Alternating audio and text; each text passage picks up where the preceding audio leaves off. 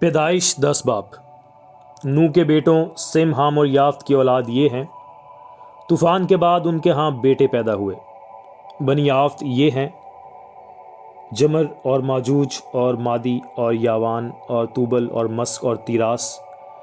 اور جمر کے بیٹے اشکناز اور ریفت اور تجرمہ۔ اور یاوان کے بیٹے الیسا اور ترسیس، کتی اور دودانی۔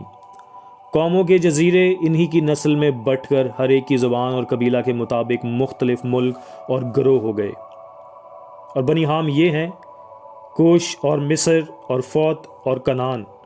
اور بنی کوش یہ ہیں: سبا اور حویلہ اور سبتا اور راما اور سبتیکا۔ اور بنی راما یہ ہیں: سبا اور ددان۔ اور کوش سے نمرود پیدا ہوا، وہ روئے زمین پر ایک سورما ہوا ہے۔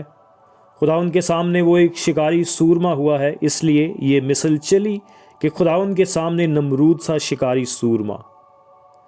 اور اس کی بادشاہی کی ابتدا ملک سنار میں بابل اور ارک اور اکاد اور کلنا سے ہوئی۔ اسی ملک سے نکل کر وہ اسور میں آیا اور نینوا اور رہوبوت، عیر اور کلا کو، اور نینوا اور کلا کے درمیان رسن کو جو بڑا شہر ہے بنایا۔ اور مصر سے لودی اور انامی اور لہابی اور نفتوہی اور فتروسی اور کسلوہی، جن سے فلسطی نکلے، اور کفتوری پیدا ہوئے۔ اور کنعان سے سیدا جو اس کا پہلوٹا تھا، اور ہت اور یبوسی اور اموری اور جرجاسی اور ہوی اور ارکی اور سینی اور اروادی اور سماری اور حماتی پیدا ہوئے۔ اور بعد میں کنعانی قبیلے پھیل گئے۔ اور کنعانیوں کی حد یہ ہے: سیدا سے غزہ تک جو جرار کے راستے پر ہے، پھر وہاں سے لسا تک جو صدوم اور عمورہ اور ادما اور زبیان کی راہ پر ہے۔ سو بنی حام یہ ہیں جو اپنے اپنے ملک اور گروہوں میں اپنے قبیلوں اور اپنی زبانوں کے مطابق آباد ہیں۔ اور سم کے ہاں بھی جو تمام بنی عبر کا باپ اور یافت کا بڑا بھائی تھا اولاد ہوئی۔ بنی سم یہ ہیں: الام اور اسور اور ارفکسد اور لود اور ارام۔ اور بنی ارام یہ ہیں: عوض اور ہول اور جتر اور مس۔ اور ارفکسد سے سلا پیدا ہوا، اور سلا سے عبر۔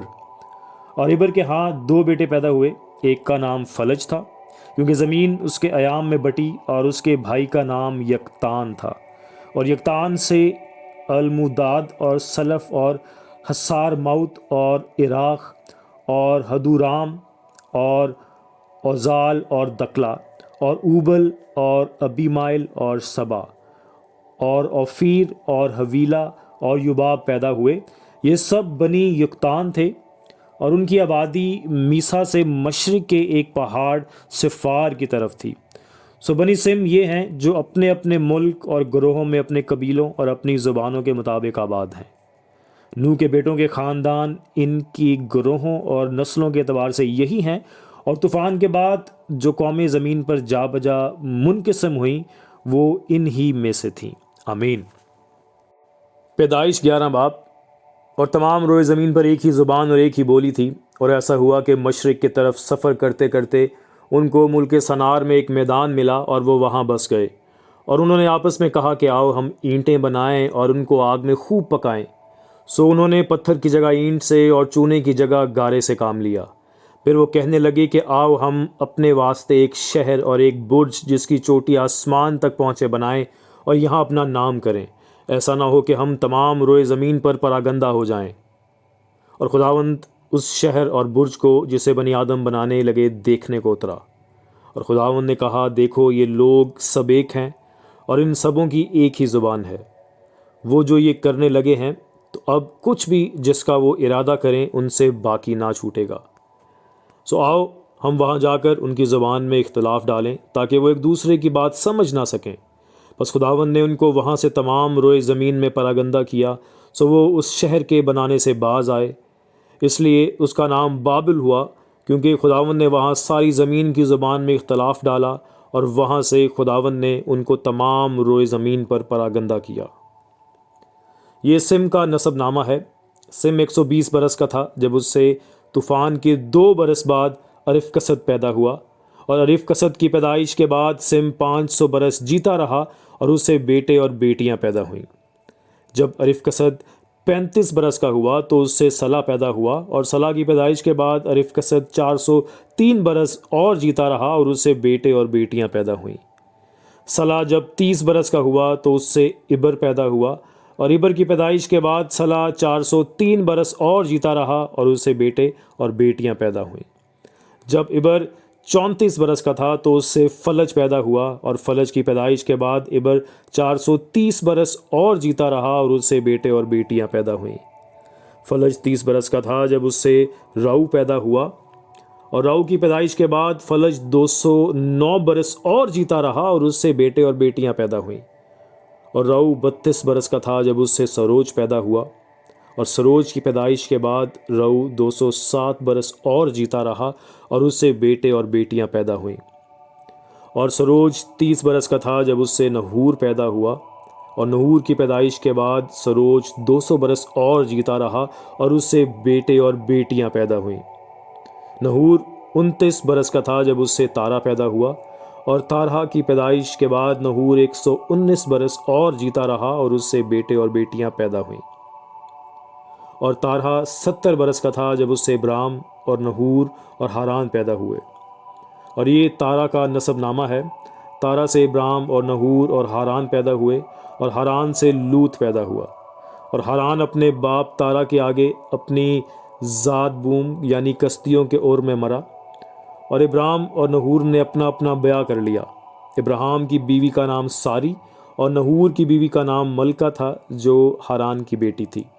وہی ملکہ کا باپ اور اسکا کا باپ تھا، اور ساری بانجھ تھی، اس کے کوئی بال بچہ نہ تھا۔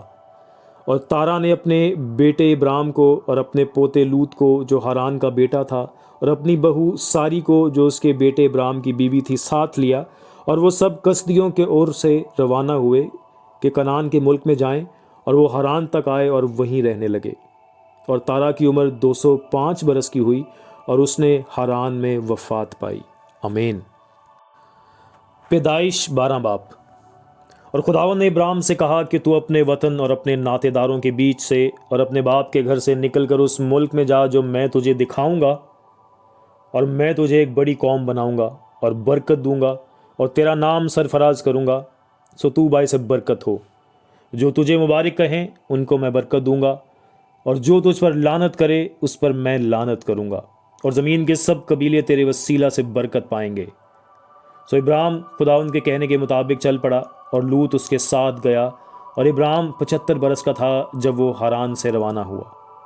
اور ابرام نے اپنی بیوی ساری اور اپنے بھتیجے لوط کو اور سب مال کو جو انہوں نے جمع کیا تھا اور ان کے آدمیوں کو جو ان کو ہاران میں مل گئے تھے ساتھ لیا، اور وہ ملک کنعان کو روانہ ہوئے، اور ملک کنعان میں آئے۔